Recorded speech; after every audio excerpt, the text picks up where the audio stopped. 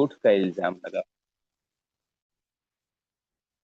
تو محکوم بالصحہ کون سی وہ روایتیں ہیں جو محکوم بالصحہ ہیں، یعنی جن پر صحت کا حکم لگایا جائے گا یا لگایا گیا ہے؟ ان روایتوں میں سے جسے شیخان نے روایت کیا ہے۔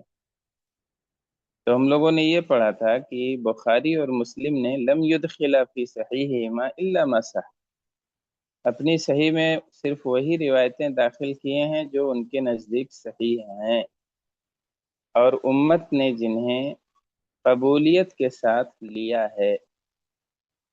وَأَنَّ الْأُمَّةَ تَلَقَّتْ كِتَابَيْهُمَا بِالْقَبُولِ، اور امت نے ان کی دونوں یعنی ان کی کتابوں کو، ان دونوں کی کتابوں کو، کتابی کتابین تثنیہ ہے، کتابان کتابین، تو ان دونوں کتابوں کو قبولیت کے ساتھ امت نے لیا ہے۔ فما ہی الاحادیث المحکوم بصحتها، تو وہ حدیثیں کون سی ہیں جن پر صحت کا حکم ہے؟ والتی تلقتها الامت بالقبول، اور جسے امت نے قبولیت کے ساتھ لیا ہے۔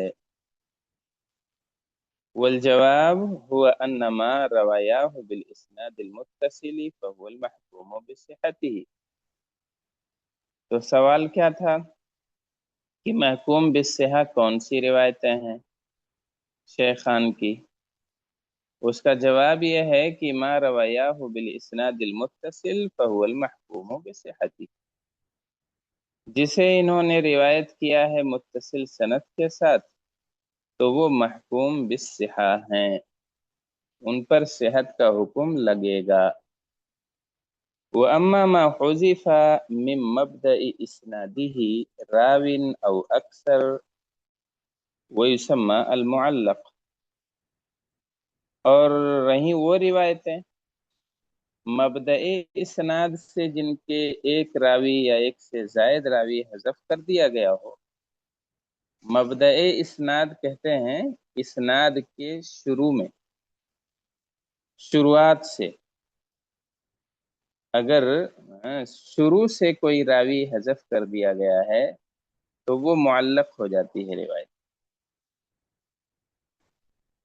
تو شروع سے جیسے ایک راوی ہے، پھر تابعی ہیں، پھر صحابی ہیں، پھر اللہ کے رسول ہیں، تو یہ جو راوی ہیں، ایک ہو یا دو راوی ہوں، ان میں سے کوئی حذف کر دیا جائے تو وہ معلق ہے۔ اور بخاری میں ایسی روایتیں بہت سی ہیں۔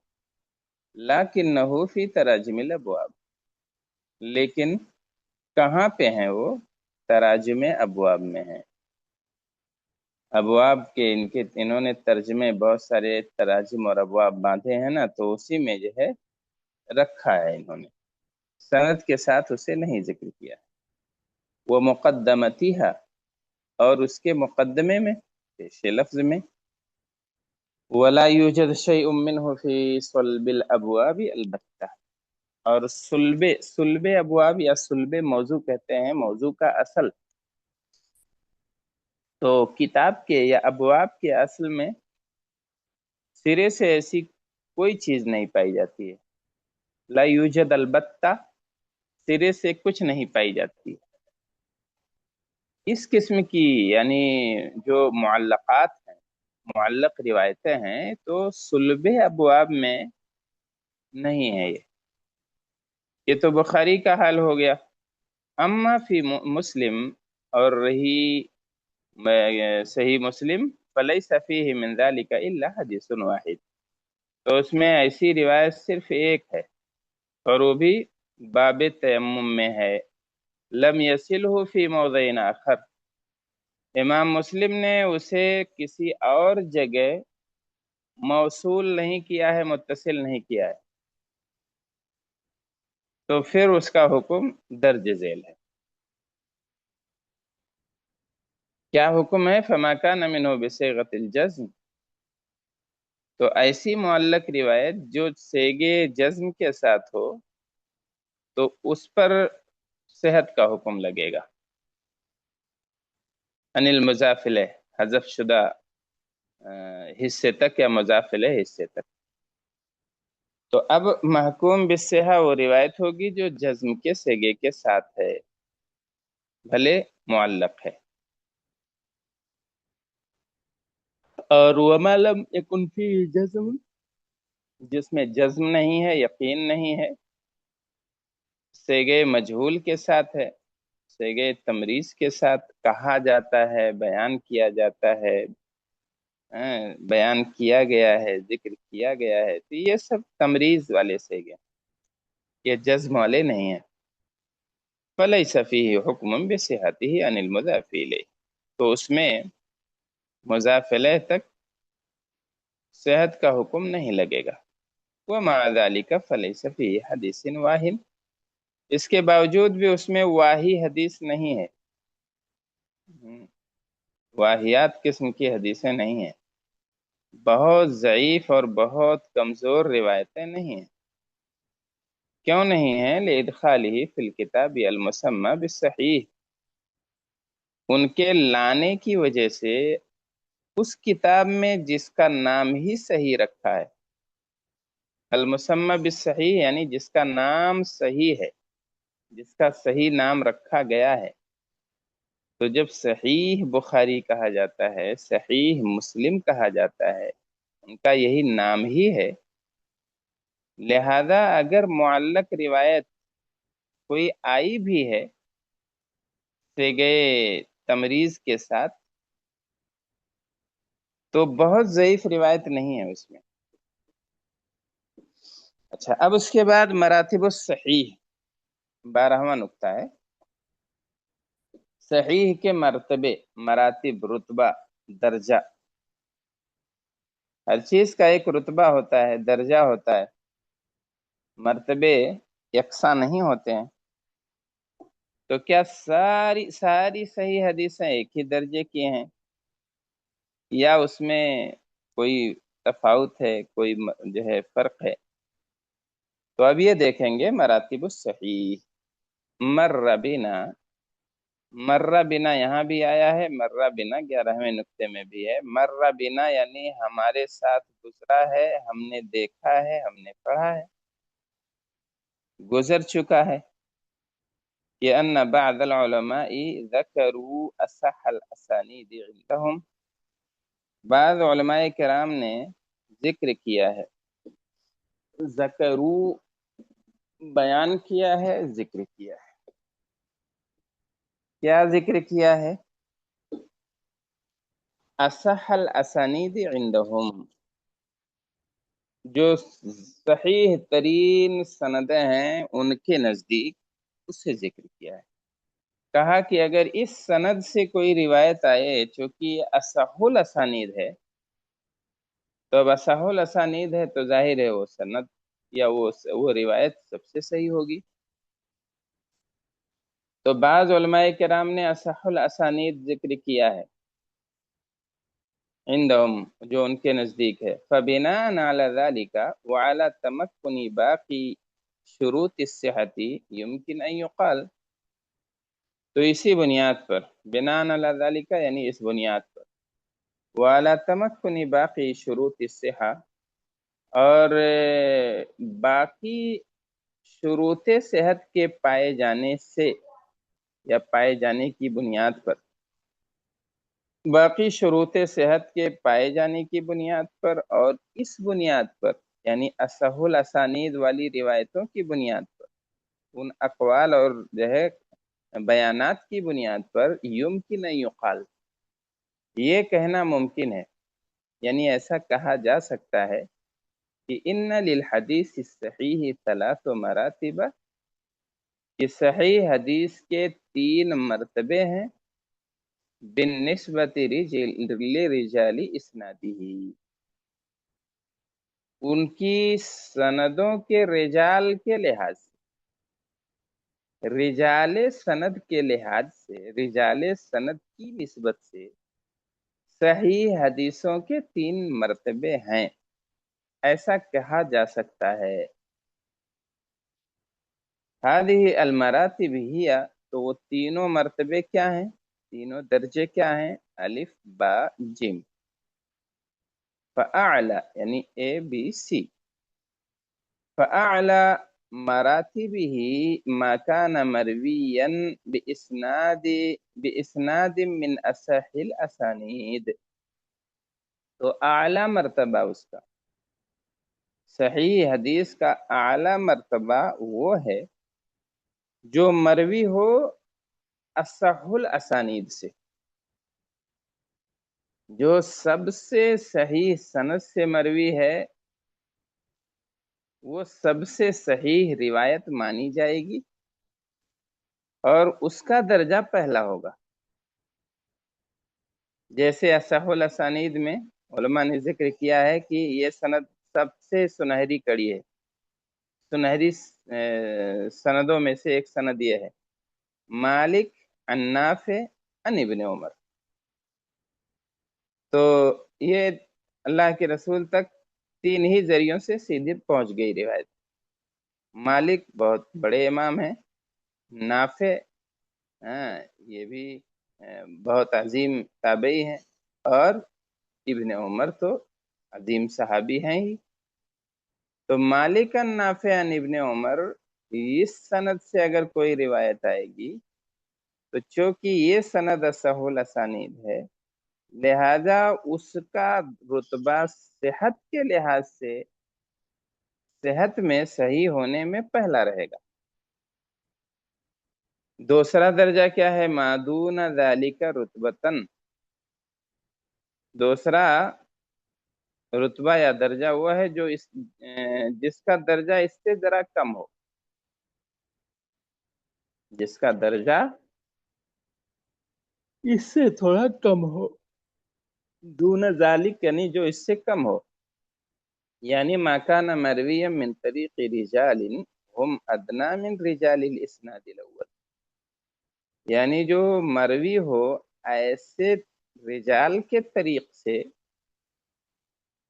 ایسی سند سے جس کے رجال ہم ادنا من رجال الاسناد الاول، پہلی سند کے رجال سے کم تر ہوں، پہلی سند کے رجال سے جس کے راویوں کی صحت یا رتبہ کم ہو تو اس روایت کا درجہ بھی کم ہو جائے گا. یہ صحت کا رتبہ بتا رہے ہیں، یعنی ایسا نہیں کہ وہ ضعیف ہو جائے گی، لیکن اگر رجال ہلکے ہیں تو صحت پہ بھی فرق پڑے گا.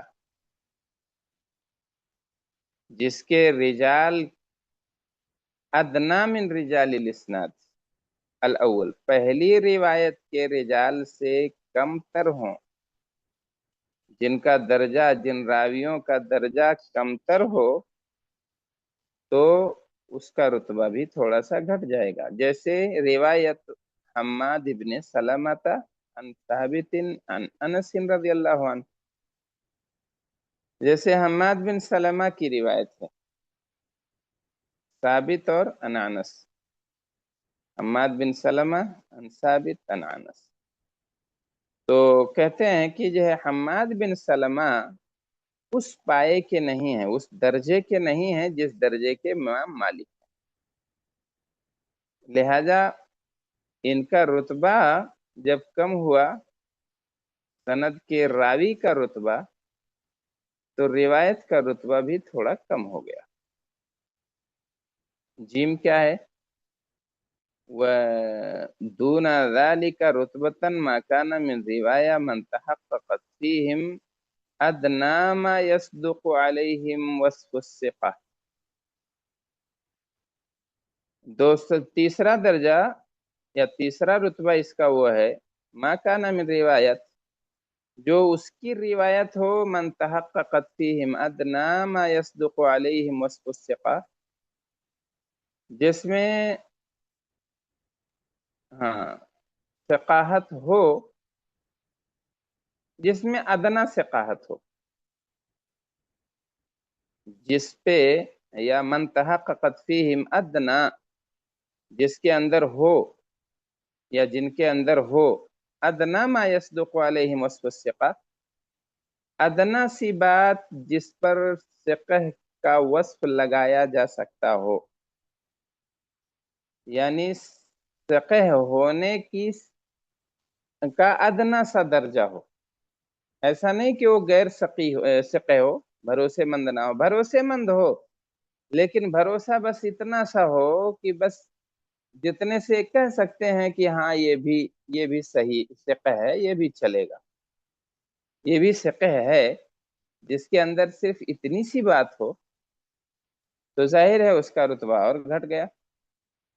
تو کہتے ہیں جو روایت مروی ہو ایسے راویوں سے جن کے اندر ثقاہت کا ادنا سا رتبہ ہو، تو اس کا درجہ یا اس کا رتبہ گھٹ جائے گا، تیسرا ہو جائے گا. دوسرے میں، پہلے میں تو کہا جس کے راویوں کی جس کی سند جو ہے اصح الاسانید ہو.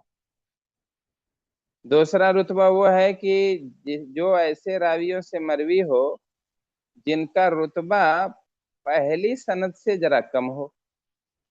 اور تیسرا درجہ وہ ہے کہ جو ایسے راویوں سے مروی ہو جن میں ثقاہت کا ادنا سا رتبہ موجود ہے. بس یعنی ایسا ہو اس راوی کے بارے میں یہ کہہ سکتے ہو کہ ہاں وہ بھی ثقہ ہے، کا روایت سہیل بن ابی صالح عن ابیہ عن ابی ہریرہ، جیسے سہیل بن ابی صالح کی روایت، یہ اپنے والد سے روایت کرتے ہیں اور ان کے والد ابو ہریرہ رضی اللہ عنہ سے. وَيَلْتَحِقُ بِهَذِهِ التَّفَاصِيلِ تَقْسِيمُ الْحَدِيثِ الصَّحِيحِ إِلَى 7 مراتب. تو اس تفصیل سے یہ جو روایتوں یا رجال اسناد کی جو تفصیل ہم نے دیکھی ہے مراتب صحت پر، اس کا اثر پڑتا ہے. تو کہتے ہیں کہ اسی تفصیل کے ساتھ ملحق ہے صحیح حدیث کی تقسیم 7 رتبوں میں. یہ تو 3 اصول دیے، 3 مرتبہ بتا دیا. تو کہتے ہیں اسی تفصیل کے ساتھ ملحق ہے صحیح حدیث کی تقسیم 7 اقسام میں، بالنسبت للکتب المروی فیہا ذالک الحدیث، ان کتابوں کی نسبت سے جن میں یہ حدیثیں ہوتی ہیں، کتابوں کی نسبت سے جن میں صحیح حدیثیں ہوتی ہیں. صحیح حدیث کے 7 رتبے اور اس کے 7 درجات ہیں. یہ سمجھ میں آیا؟ اس کا یہ 3 جو رتبے الف با جیم بتایا، اس سے 7 مراتب کا کیا ربط ہے؟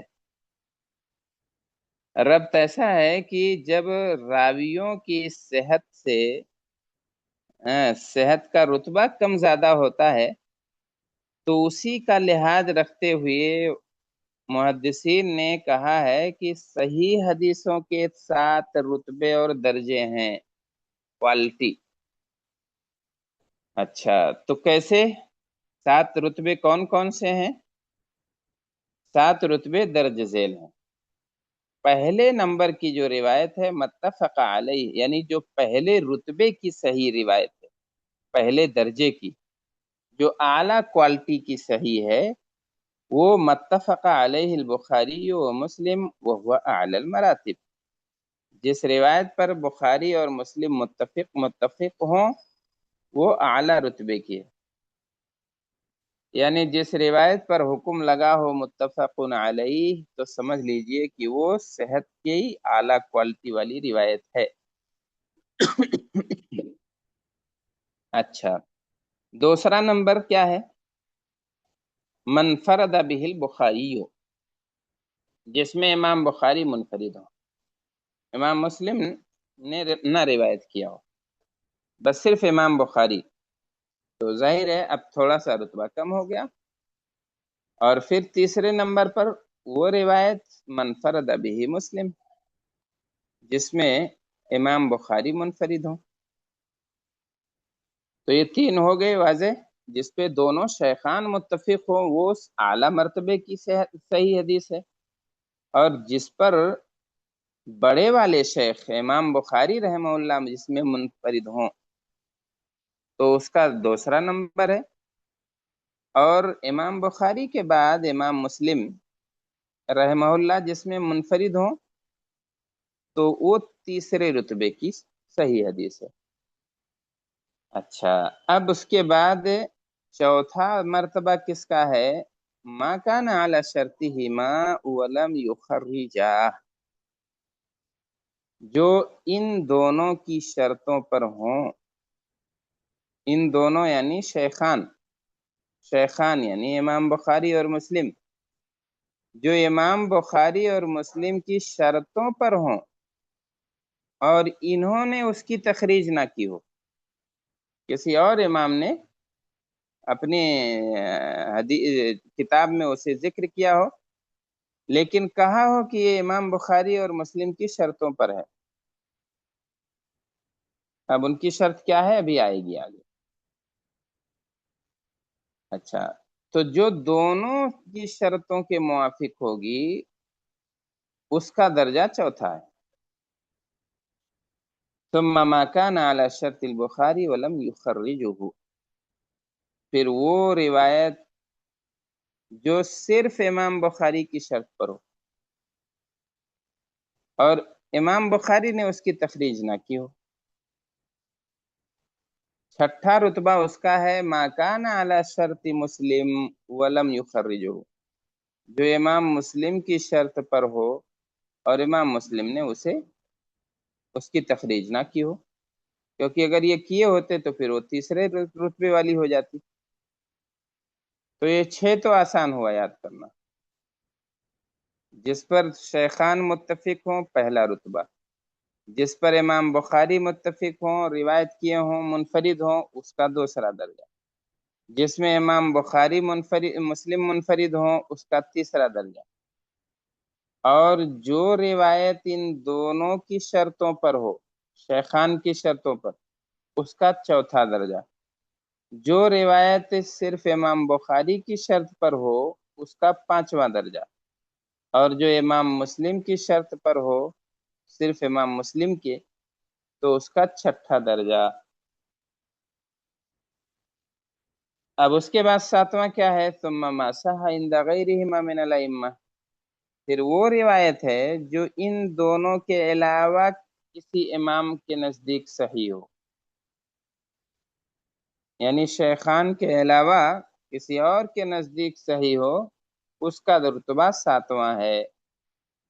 جیسے امام ابن خزیمہ ہیں، امام ابن حبان ہیں، مما لا يمكن على شرطهما او على شرط واحد منهما، ان روایتوں میں سے لا یکن على شرطهما، جو ان دونوں کی شرط پر نہ ہو یا ان دونوں میں سے کسی ایک کی شرط پر نہ ہو، کیونکہ اگر ان دونوں کی شرطوں پر ہوں گے تو اس کا چوتھا رتبہ ہو جائے گا، ان دونوں میں سے کسی ایک کی شرط پر ہوگی تو اس کا پانچواں یا چھٹا رتبہ ہو جائے گا۔ لہذا جو دیگر کسی اور امام کے نزدیک صحیح ہو اس کا ساتواں رتبہ ہے، لیکن وہ امام بخاری اور امام مسلم کی شرط پر نہ ہو۔ اب یہ شرط کیا ہے شیخین کی؟ نمبر 13 پہ دیکھیے، 13واں نقطہ، شرط الشیخین، شرط شیخین کہتے ہیں شیخین کی شرط، لم یفصح الشیخان عن شرط شرطا او عینا، ہو گیا جواب۔ کہتے ہیں لم یفصح الشیخان، شیخان نے صراحت نہیں کی ہے کسی ایسی شرط کے بارے میں، شرطا جس کو انہوں نے شرط رکھا ہو، او عینا یا جس کو انہوں نے معین کیا ہو، زیادتاً علی الشروط المتفق علیہ فی الصحیح، جو زائد ہو ان شرطوں پر جس پر جو متفق علیہ ہیں صحیح ہونے میں۔ تو جو شرطیں صحیح کی ہیں جو ہم لوگ صحیح کی تعریف، صحیح حدیث کی تعریف جو پڑھ چکے ہیں، جیسے جو کیا ہے صحیح حدیث کی شرط؟ جو متصل سند سے ہو، عادل اور ضابط راوی سے ہو، اور معلل نہ ہو، شاذ نہ ہو۔ تو یہ جو متفق علیہ شرط ہے صحیح حدیث کی، اس سے زائد کوئی شرط انہوں نے نہیں رکھی ہے یا اس کی صراحت نہیں کی ہے۔ شیخان نے لم یفصح، صراحت نہیں کی ہے کسی ایسے شرط کی جو انہوں نے رکھی ہو اور وہ زائد ہو ان شرطوں سے جو متفق علیہ شرطیں ہیں صحت کی۔ تو کوئی الگ سے انہوں نے شرط نہیں لگائی ہے، وہی جو پانچوں شرطیں ہیں وہی ہیں، ان سے الگ کوئی اضافی شرط انہوں نے نہیں رکھی ہے، اس کی صراحت نہیں کی ہے۔ لكن الباحثين من العلماء ظهر لهم من التتبع والاستقراء لأساليبهما ما ظنه كل منهم أنه شرطهما أو شرط واحد منهما، لیکن الباحثین من العلماء، محققین علماء، الباحثین من العلماء بحث کرنے والے علماء، تحقیق اور جستجو کرنے والے علماء، تو لیکن محققین علماء ہم ترجمہ کریں گے، محققین علماء ظہر لهم من التتبع والاستقراء، چھان پھٹک اور تحقیق و جستجو سے انہیں پتہ چلا، ظہر لهم ان کے لیے ظاہر ہوا، یعنی انہیں پتہ چلا ہے۔ کیسے پتہ چلا؟ امام بخاری نے ان کے کان میں بتایا نہیں تھا، بلکہ انہوں نے تجسس کیا، تتبع کیا، استقراء کیا، چھان پھٹک کی۔ کس کی؟ لِأَسَالِيبِهِمَا، شیخین کے اسلوب کی، شیخین کے اسالیب کی انہوں نے تحقیق و جستجو کی، تب ان محققین علماء کو پتہ چلا۔ کیا پتہ چلا؟ ما ظنہ کل منہم انہ شرطہما، تو جس کے بارے میں ان کا خیال یہ ہوا کہ یہ شیخین کی شرط ہے، او شرط واحد منہما، یا دونوں میں سے کسی ایک کی شرط ہے۔ تجسس سے انہیں پتہ چلا، تحقیق اور جستجو سے، استقراء اور تتبع سے، کہ یہ بھی امام بخاری یا امام مسلم یا دونوں کی شرطوں میں سے ایک شرط ہے۔ وہ احسن، ہاں تو پیراگراف میں ابھی جو گزرا پیراگراف، اس میں کیا پتا چلا کہ امام بخاری اور مسلم نے کوئی الگ شرط معین نہیں کی ہے، اس کا کوئی الگ سے اس کی صراحت نہیں کی ہے، لیکن محققین علماء کو پتا چلا ہے تتبع اور استقراء سے کہ یہ بھی شیخان کی شرطیں ہیں۔ وہ احسن ما قیل فی ذلک، اور سب سے بہترین بات جو اس بارے میں کہی گئی ہے وہ یہ ہے، احسن ما قیل، سب سے اچھی جو کہی گئی ہے، فی ذالک، اس بارے میں، یعنی سب سے اچھی بات جو اس بارے میں کہی گئی ہے وہ یہ ہے کہ ان المراد بشرط الشیخین او احدہما ان یکون الحدیث مرویا من طریق رجال الکتابین او احدہما، بس کہ شیخین کی شرط یا ان میں سے کسی ایک کی شرط سے مراد یہ ہے کہ حدیث مروی ہو ان دونوں کی کتابوں کے رجال کی طریق سے، یا ان دونوں میں سے کسی ایک کے رجال سے، ایسے کہیں اس کو اور شارٹ کر کے کہ جو حدیث شیخین کے رجال سے مروی ہو، یا جو حدیث شیخین یا ان میں سے کسی ایک کے رجال سے مروی ہو، وہ سمجھو کہ ان کی شرط کے مطابق ہے، مع مراعات الکیفیت التي التزمها الشیخان، اس کیفیت کی رعایت کے ساتھ جسے شیخین نے لازم قرار دیا ہے، ان سے روایت کرنے میں۔ تو اگر شیخین کے راویوں سے کوئی روایت آ رہی ہے تو سمجھ لیں کہ شیخین کی شرط پر ہے۔ شیخین نے جو شرط رکھی ہے راوی کے لیے، اگر اسے برتتے ہوئے کسی سے روایت لیا ہے تو سمجھ لو کہ اس آدمی، اس راوی کے اندر وہ صحت کی ساری شرطیں پائی جا رہی ہیں۔ تو اب اگر کوئی اور محدث انہی کے رجال سے کوئی روایت کرتا ہے تو بھلے امام بخاری اور مسلم نے روایت نہیں کیا ہے وہ، لیکن ہم کہیں گے چونکہ رجال ہیں، اس رجال کے یا اس حدیث کے جو رجال ہیں، اس کی جو سند ہے وہ امام بخاری کی سند ہے یا امام مسلم کی سند ہے۔ اس کا مطلب یہ ہوا کہ انہی کی شرط پر ہے، امام بخاری یا شیخین کی شرط پر ہے۔ تو واضح سی بات ہے کہ اگر رجال شیخین کے ہیں یا شیخین میں سے کسی ایک کے ہیں تو ہم کہیں گے کہ شیخین کی شرط پہ ہے۔ اچھا، ایک چیز اور ہے، متفق علیہ کا کیا معنی ہے؟ ہم سنتے ہیں متفق علیہ، ابھی ہم نے پڑھا کہ متفق علیہ روایت سب سے اعلیٰ درجے کی ہے۔